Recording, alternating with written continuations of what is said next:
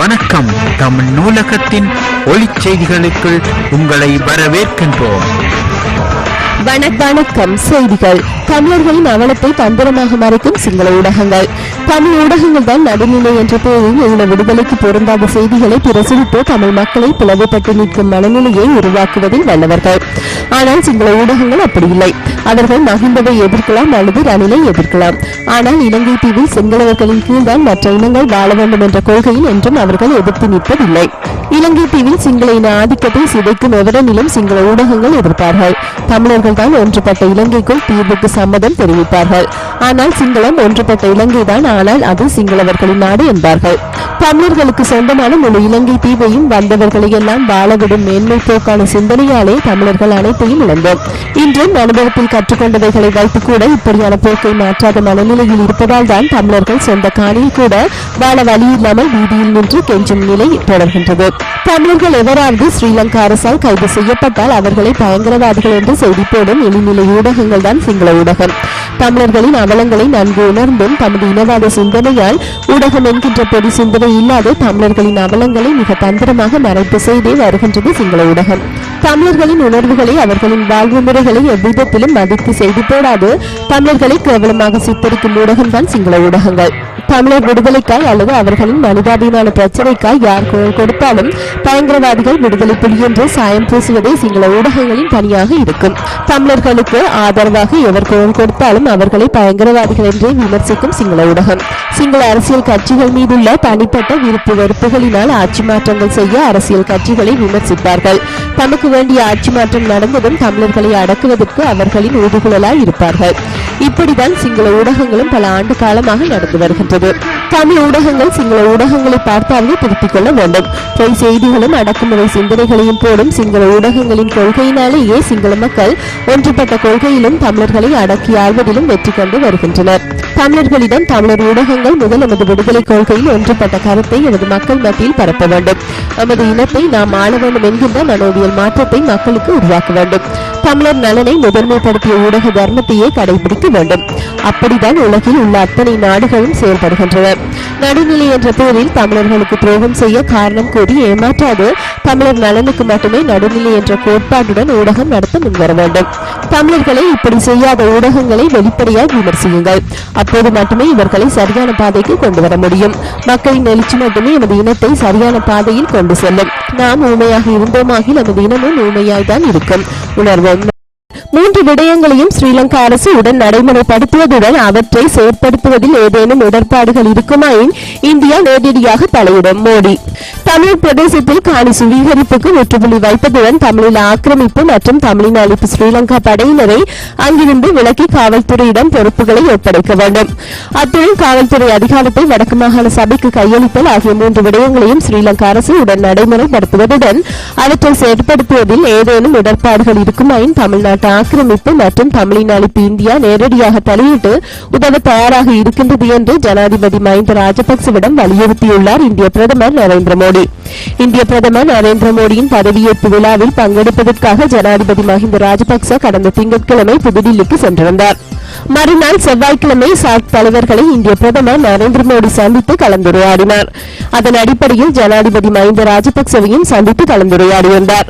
இந்த சந்திப்பு தொடர்பில் ஜனாதிபதி செயலக ஊடக பிரிவு ஒரு அறிக்கையையும் இந்திய வெளிவிவகார அமைச்சின் செயலாளர் வேறொரு அறிக்கையையும் வெளியிட்டிருந்தனர். இவ்வாறான நிலையில் புதுடில்லியில் உள்ள ராஜதந்திர வட்டாரங்களை மேற்கோள் காட்டி இருதரப்பு தலைவர்களுடனான சந்திப்பில் ஆராயப்பட்ட விடயங்கள் நேற்று வெளியாகியுள்ளன. சுமார் 20 நிமிடம் நீடித்த சந்திப்பில் எந்த இழுவறியுமின்றி எடுத்த எடுப்பிலேயே நேரடியாக விடயத்தை கையாளும் ஒரு இறுக்க நிலையை இந்திய பிரதமர் கையாண்டுள்ளார். தமிழ் பிரதேசத்தில் காணி சுவீகரிப்புக்கு முற்றுப்புள்ளி வைத்தல், படையினரை விலப்பி காவல்துறையிடம் பொறுப்புகளை ஒப்படைத்தல், போலீஸ் அதிகாரத்தை மாகாண சபைக்கு கையளித்தல் ஆகிய 3 விடயங்களையும் எடுத்த எடுப்பிலேயே இந்திய பிரதமர் நரேந்திர மோடி பிரஸ்தாபித்துள்ளார். அவற்றை செயற்படுத்துவதில் ஏதேனும் இடர்பாடுகள் இருக்குமாயின் இந்தியா நேரடியாக தலையிட்டு உதவ தயாராக இருக்கின்றது என்றும் அவர் குறிப்பிட்டுள்ளார். இந்திய பிரதமரின் காட்டமான இந்த கருத்துக்கு நேரடியாக பதில் கூற முடியாத ஸ்ரீலங்கா தரப்பு இந்த விடயங்களை ஒரே நாளில் நடைமுறைப்படுத்தி விட முடியாது. இப்போதுதான் போர் முடிவடைந்திருக்கின்றது. இன்னும் காலம் பிடிக்கும் என்ற சாரப்பட பதிலளிக்க வளமை போன்று முயன்றுள்ளது. அதற்கு இந்திய பிரதமர் நரேந்திர மோடி போர் முடிவடைந்து 5 ஆண்டுகள் முடிவுற்றுள்ளது. இதற்கு மேலும் காலம் தேவைப்படுவது என்று சொல்வது அர்த்தமற்றது என்று குறிப்பிட்டுள்ளார். தெரிவித்துள்ளார். அத்துடன் வெளிவிவகார அமைச்சின் செயலாளர் சுஜாதா சிங்கிடம் முன்னாள் பிரதமர் மன்மோகன் சிங்கிற்கு இலங்கை தரப்பினால் வழங்கப்பட்ட வாக்குறுதிகள் தொடர்பில் கேட்டுள்ளார். அரசமைப்பின் 13வது திருத்தத்துக்கும் அப்பால் சென்று அதிகார பகிர்வு அளிக்கப்படும் என கூறப்பட்டது என்று இந்திய வெளிவிவகார செயலாளர் பதிலளித்துள்ளார். அளித்த உறுதிமொழியை விரைவில் நீங்கள் நடைமுறைப்படுத்துவதை நாங்கள் எதிர்பார்க்கின்றோம் என்று மிக தெளிவாகவும் உறுதியாகவும் இந்திய பிரதமர் குறிப்பிட்டார் என்று புதுடெல்லி ராஜபவன வட்டாரங்கள் தெரிவித்துள்ளன. மன்னாரில் புகைத்தலுக்கு எதிராக ஊர்வலம். மன்னார் மாவட்ட பிராந்திய சுகாதார சேவைகள் பணிப்பாளரின் வழிகாட்டலில் தொற்றா நோய் தடுப்பு வைத்திய அதிகாரியின் ஆலோசனைக்கு அமைவாக முசலி சுகாதார வைத்திய அதிகாரி எம் ஒஸ்மான் சால்ஸ் தலைமையில் இன்று வியாழக்கிழமை உலக புகையிலை எதிர்ப்பு தினம் அனுஷ்டிக்கப்பட்டது. இன்று வியாழக்கிழமை காலை 9 மணியளவில் முசலி பிரதேச செயலாளர் பிரிவிற்குட்பட்ட சிலாபத்துறை வைத்தியசாலைக்கு முன் ஆரம்பமான உலக புகையிலை எதிர்ப்பு தினத்தையொட்டிய ஊர்வலம் பிரதான வீதியூடாக சென்று முசலி பிரதேச செயலகத்தை சென்றடைந்தது. குறித்த ஊர்வலத்தில் முசலி சுகாதார வைத்திய அதிகாரி எம் ஒஸ்மான் சார்ல்ஸ், சிலாபத்துறை வைத்தியசாலையின் வைத்திய அதிகாரி எம் முரளி, சிலாபத்துறை வைத்தியசாலை பணியாளர்கள், மன்னார் மாவட்ட சுகாதார கல்வி பிரிவினர் என்று நூற்றுக்கணக்கானவர்கள் குறித்த ஊர்வலத்தில் கலந்து கொண்டதோடு புகைப்பழக்கும் புகையிலை பாவனைக்கும் எதிரான பதாதைகளை ஏந்தியவாறு ஊர்வலமாக சென்றனர். பிரியங்கா காந்தியை சந்திப்பது ஒரு கெட்ட கனவு. வேலூர் சிறையில் இருந்து நளினி.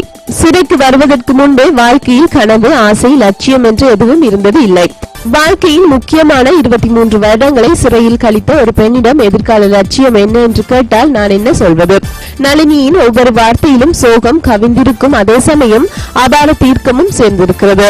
குற்றம் செய்யாத என்னை இத்தனை வருடங்கள் சிறைக்காவலில் அலக்களித்ததை என்னால் ஏற்றுக்கொள்ளவே இயலவில்லை என்று கதரும் நளினி சிறையில் இருக்கும் ஒவ்வொரு நிமிடத்தையும் தன் விடுதலை போராட்டத்துக்கான முனைப்பிலேயே கழிக்கின்றார்.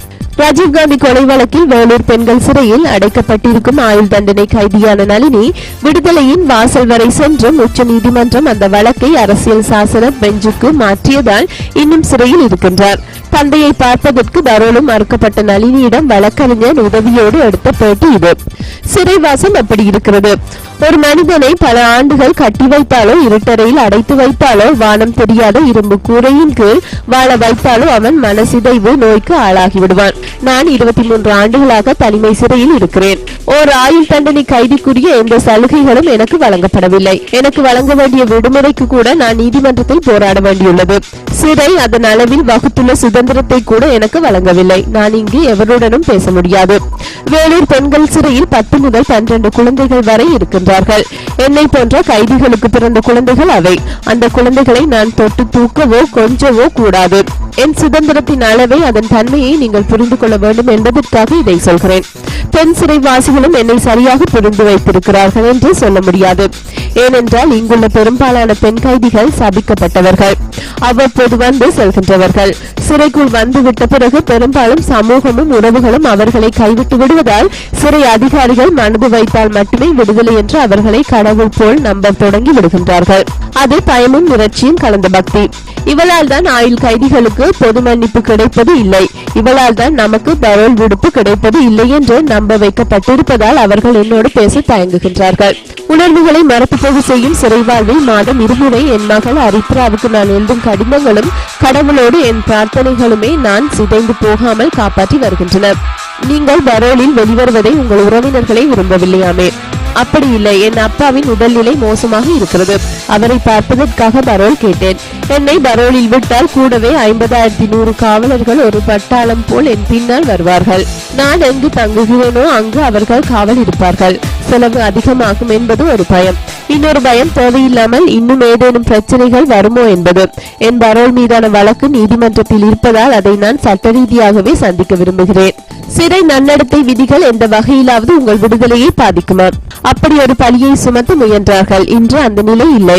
எந்த விதத்திலும் என்னை விடுதலை செய்துவிடக் கூடாது என்று கடந்த 15 ஆண்டுகளாக அடுக்கடுக்காக குற்றச்சாட்டுகளை சுமத்தினார்கள்.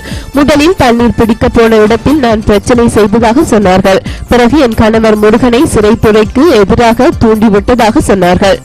மொபைல் பயன்படுத்தினேன் என்றார்கள். இவற்றை நீதிமன்றம் கண்டித்து நிராகரித்தது. சிறை விதிகள் அனுமதிக்கும் சலுகைகளை கூட எனக்கு கொடுப்பது இல்லை. மேலதிகமாக எந்த உரிமைகளையும் நான் கேட்டு பெறவில்லை. ஆனாலும் என் நடத்தை மீது களங்கம் கற்பிப்பதில் சிலர் குறியாக இருந்தார்கள். உங்கள் மகள் அரித்ராவுக்கு 23 வயதாகி விட்டது. அவருடைய எதிர்காலம் குறித்து என்ன திட்டம் வைத்திருக்கிறீர்கள்? அரித்ராவை நான் பார்த்தே 8 வருடங்கள் ஆகின்றன. நாங்கள் விடுதலை ஆவோம் என்ற நம்பிக்கையில் இருந்தால் எங்களை சந்திப்பதற்காக அவள் விசாவுக்கு விண்ணப்பித்த போதும் அதை கொடுக்கவில்லை. 15 நாட்களுக்கு விசா அளிக்க நீதிமன்றம் உத்தரவிட்டும் தரவில்லை. இப்போது பட்டப்படிப்பை முடித்திருக்கிறாள். மேற்படிப்பா வேலையா என்பதை அவளை முடிவு செய்வாள். முழுமையான ஒரு வாழ்வை அவளுக்கு பரிசாக அளிக்க முடியாவிட்டாலும் அவளது வாழ்க்கையே எங்கள் எதிர்கால அடிப்படை என்பதை மட்டும் உணர்ந்திருக்கிறேன். முருகனை காதலித்ததால் தான் நீங்கள் தண்டிக்கப்பட்டதாக நினைக்கிறீர்களா? ஆம், நிச்சயமாக. கடைசி வரை என் காதலில் உறுதியாக இருந்தேன். நான் காதலித்த போது அவர்களை பல இடங்களுக்கு அழைத்து சென்றேன். மொழி புரியாதவர்களுக்கு நான் என்னாலான உதவிகளை செய்ததை தவிர எனக்கு தெரிந்து நான் எந்த தவறும் செய்யவில்லை. இந்த வழக்கில் சிக்க வைக்கப்பட்ட பின்னர் என் கணவரிடமிருந்து என்னை பிரித்து அவருக்கு எதிராக என்னை பயன்படுத்த முயன்றார்கள். நான் மட்டுமல்ல, இந்த வழக்கின் தேவைக்காக பல குடும்பங்கள் பிரிக்கப்பட்டன. சிலர் போலீசாரின் அழுத்தங்களையும் மீறி குடும்ப வாழ்வில் உறுதியாக நின்றார்கள். வேறு சிலர் பிரிந்து போனார்கள். வேலூர் சிறையில் பிரியங்கா காந்தி உங்களை சந்தித்த போது என்ன பேசிக் கொண்டீர்கள்? அதை ஒரு கெட்ட கனவாக நினைத்து மறக்க நினைக்கிறேன். அந்த சந்திப்பையொட்டி உருவாக்கப்பட்ட செய்திகளும் கருத்துகளும் எனக்குள் மோசமான விளைவுகளை உருவாக்கி விட்டன. அதனால் பட்ட வேதனைகளை வலிகளை நான் மட்டுமே அறிவேன். அன்று சிறையில் அசாதாரணமான சூழல் நிலவியது. நடமாடுவதை தடை செய்து அனைத்து கைதிகளையும் சிறைக்குள் அடைப்பார்கள். திடீரென சிறை கண்காணிப்பாளர் அழைப்பதாக சொல்லி என்னை அழைத்து சென்றார்கள். அவரின் அறைக்குள் சென்ற போது அங்கு ஒரு பெண் அமர்ந்திருந்தார். அவரை எனக்கு அடையாளம் தெரியவில்லை. நான் சென்றதும் சிறை கண்காணிப்பாளர் எழுந்து வெளியில் சென்று விட்டார். வந்திருந்தவர் தன்னை பிரியங்கா காந்தி என்று அறிமுகம் செய்து கொண்ட போது நான் குழம்பிவிட்டேன். இவருடன் பேசுவதா வேண்டாமா என்று யோசிக்க தொடங்கினேன். ஆனால் சிறை கைதிக்குரிய அடிப்படை உரிமைகள் மறுக்கப்பட்டிருந்த எனக்கு அந்த சூழ்நிலையில் அவருடன் பேசுவதை தவிர வேறு எந்த வாய்ப்பும் இல்லை. ராஜீவ்காந்தி கொலை வழக்கு பற்றியும் விசாரணை முறை பற்றியும் எனது காதல் திருமணம் எல்லாம் பற்றியும் பிரியங்கா கேட்டார். உங்கள் தந்தை கொலையில் நான் மட்டுமல்ல, முருகன், சாந்தன், பேரறிவாளனும் நிரபராதிகள் தான் என்றேன். அதை அவர் நம்பினாரா என்று எனக்கு தெரியவில்லை. ஆனால் அந்த சந்திப்பு முழுவதும் கொந்தளிப்பான ஒரு மனநிலையில் அவர் இருந்தார். ஒரு தந்தையை இழந்த இளம் பெண்ணின் வேதனையாகவோ மன எழுச்சியாகவோ அது இருக்கலாம். நான் அதை அப்படித்தான் புரிந்து கொண்டேன். பிரியங்கா தான் என்னை விரும்பி சந்தித்தார். 7 ஆண்டுகள் ஆகிவிட்ட நிலையில் அதற்கான பழியை மட்டும் நான் சுமந்து கொண்டிருக்கிறேன். அவரவர் லாபங்களுக்காக என்னை ஒரு துரும்பு சீட்டாக பயன்படுத்தி கொண்டார்கள். பிரியங்காவுடனான அந்த சந்திப்பு தான் உங்களுக்கும் முருகனுக்கும் இடையில் மனக்கசப்பை உருவாக்கியதா? எந்த உறவுகளுக்குள் தான் மனக்கசப்போ மனக்காயமோ இல்லை. திருமணம் செய்து நாங்கள் சேர்ந்து வாழ்ந்தது 4 நாட்கள் தான். இருவேறு சிறைகளில் 23 ஆண்டுகளாக இருக்கிறோம்.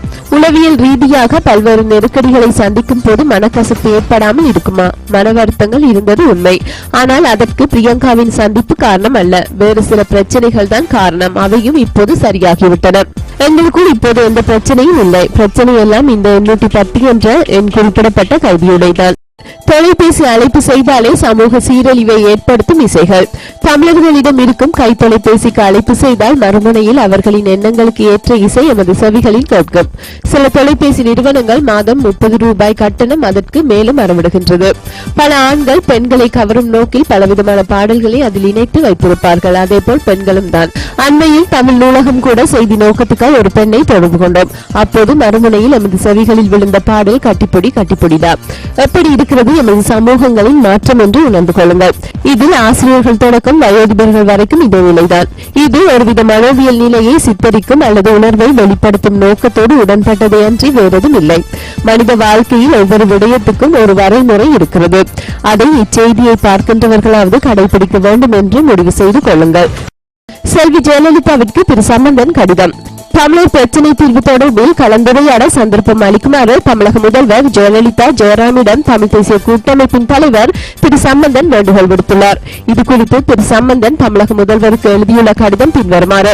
முதலமைச்சர் அவர்களே, தமிழ் மக்களை, குறிப்பாக இலங்கையின் வடக்கு கிழக்கில் வசிக்கும் தமிழ் மக்களை கணிசமான அளவில் பிரதிநிதித்துவப்படுத்தும் வகையில் ஜனநாயக முறையில் தெரிவு செய்யப்பட்ட தமிழ் தேசிய கூட்டமைப்பின் தலைவர் என்ற ரீதியில் இம்மடலை வரைகின்றேன்.